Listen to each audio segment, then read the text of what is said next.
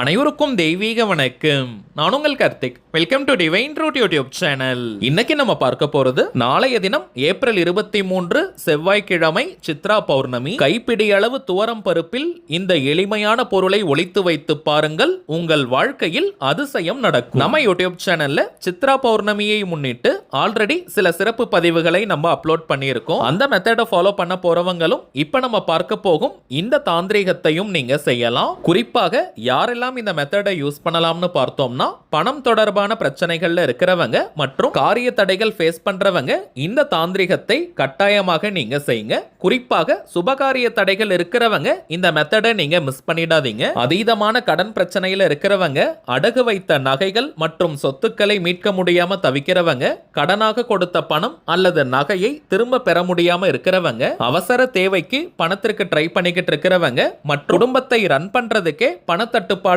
Face பண்றவங்கன்னு பணம் தொடர்பான எந்த விதமான பிரச்சனைகளாக இருந்தாலும் இந்த தாந்திரிகத்தை செஞ்சு பாருங்க. மின்னல் வேகத்தில் உங்களுக்கு பலன்கள் கிடைக்கும். இந்த தாந்திரிகத்தை எப்படி எந்த நேரத்தில் செய்யணும்னு இந்த வீடியோல டீடைல்டா நம்ம தெரிஞ்சுக்கலாம். அதற்கு முன்னாடி நம்ம சேனலை இப்பதான் நீங்க ஃபர்ஸ்ட் டைம் பாக்குறீங்கன்னா மறக்காம சப்ஸ்கிரைப் பண்ணிக்கோங்க. பக்கத்துல இருக்க பெல் ஐகானையும் பிரஸ் பண்ணிக்கோங்க.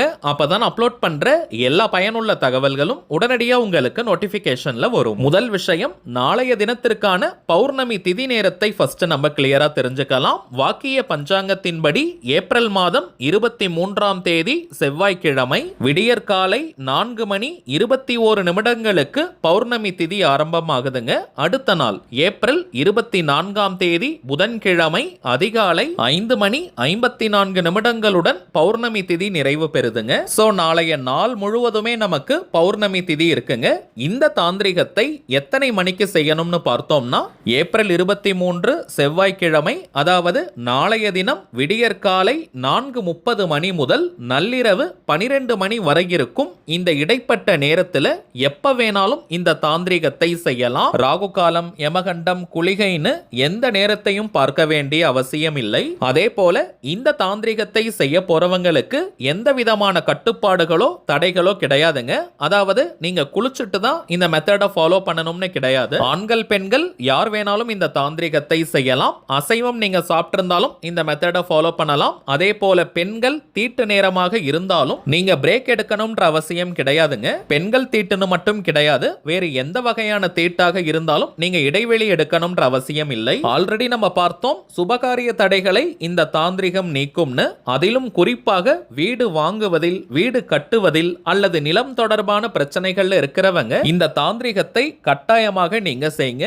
இதற்கு காரணம் செவ்வாய்க்கிழமை அன்னைக்கு பௌர்ணமி திதி நமக்கு வந்திருக்கு. செவ்வாய்க்கிழமையினாலே அது நவகிரகத்தில் இருக்கக்கூடிய அங்காரகன் செவ்வாய் பகவானுக்கு உகந்த நாள். ஜோதிட ரீதியாக செவ்வாயின் காரகத்துவம் ருணகாரகன் மற்றும் பூமி காரகன். சோ ரியல் எஸ்டேட் தொடர்பான ஜாப்ல இருக்கிறவங்க, சொந்தமாக வீடு வாங்கணும் அல்லது வீடு கட்டணும்னு நினைக்கிறவங்க, பூர்வீக சொத்துக்களில் பிரச்சனைகள் இருக்கிறவங்கன்னு, சோ வீடு நிலம் தொடர்பான பிரச்சனைகள்ல இருக்கிறவங்க அல்லது அது தொடர்பான வேலையில இருக்கிறவங்க இந்த மெத்தடை கட்டாயமாக நீங்க செய்யுங்க. அதிலும் செவ்வாய் பகவானுக்கு உரிய துவரம் பருப்பில் இந்த தாந்திரிகத்தை நம்ம செய்யறோம். அதே போல செவ்வாய் பகவானை ருணகாரகன்னு நம்ம சொல்லுவோம், அதாவது கடனை தீர்க்கக்கூடியவர். சோ கழுத்தை நெரிக்கும் கடன் பிரச்சனையில இருக்கிறவங்க இந்த தாந்திரிகத்தை செஞ்சு பாருங்க.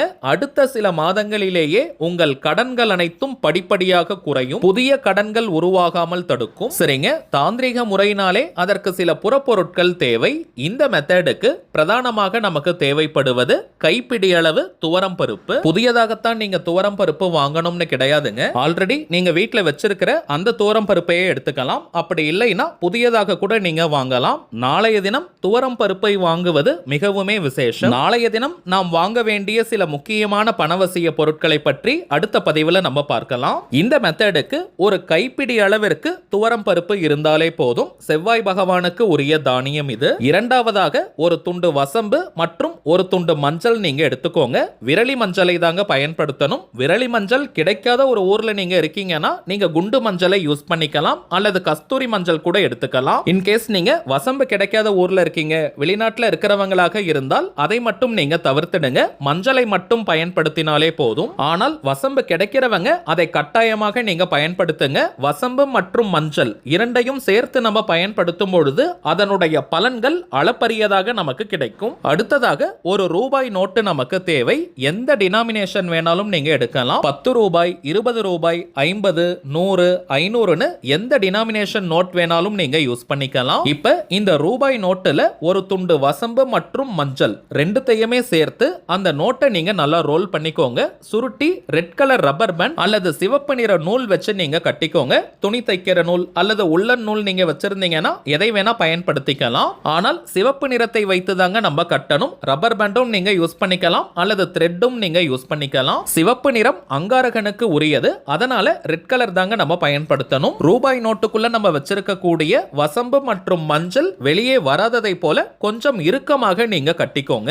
இப்ப நீங்க வச்சிருக்கக்கூடிய துவரம் பருப்பை ஒரு சின்ன பாக்ஸ்ல நீங்க போட்டுக்கோங்க. பிளாஸ்டிக் பாக்ஸ், கண்ணாடி ஜார்னு எதை வேணா நீங்க யூஸ் பண்ணிக்கலாம். நீங்க ஸ்டீல் டிஃபன் பாக்ஸ் வச்சிருக்கீங்கன்னா அதை கூட பயன்படுத்திக்கலாம். ஆனால் எந்த பாக்ஸை நீங்க யூஸ் பண்ணாலுமே அதற்கு மூடி கட்டாயமாக இருக்கணும். இதை நம்ம திறந்து வைக்க கூடாதுங்க. கைப்பிடி அளவிற்கு துவரம் பருப்பை அந்த பாக்ஸ்ல நீங்க போட்டு வச்சுக்கோங்க. பிறகு நம்ம சுருட்டி வச்சிருக்கக்கூடிய அந்த ரூபாய் நோட்டையும் அந்த துவரம் பருப்பு பாக்ஸ்க்குள்ள போட்டுட்டு டைட்டா நீங்க மூடிடுங்க.